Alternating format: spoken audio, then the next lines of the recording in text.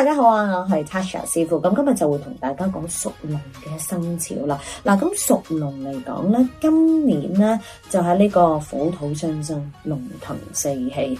其實今年你哋咧係會儲到錢嘅，即係可能你哋之前咧大手大腳啊，點樣都好啊，咁樣今年你係會儲到錢先啦，即係一個好好嘅進步嚟嘅，亦都會俾好多上司去睇起你啫。但係貴人都有嘅。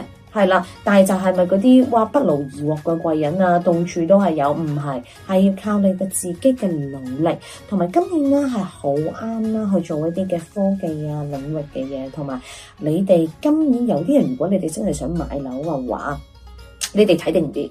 即係你係睇定啲，如果係自住嘅話還 OK，即係如果你話投資嘅話就唔係咁啱嗱。不過都要留意翻少少啦，可能係一啲腸胃啊、皮膚啊，今年好容易會皮膚會生暗瘡啊、會發炎啊等等嘅跡象啊。不過你話儲錢運係好好㗎。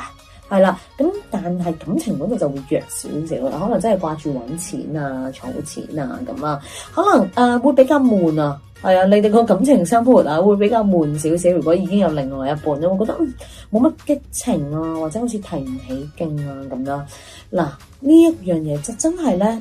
感情要雙方㗎，你唔可以你提唔起勁，跟住然後就成件事就冇咗完咗咁樣，唔得嘅。OK， 好好維持嗱，單身嘅你咧，今年繼續單身，唔使驚，等多年先啦，下年再接再嚟啦。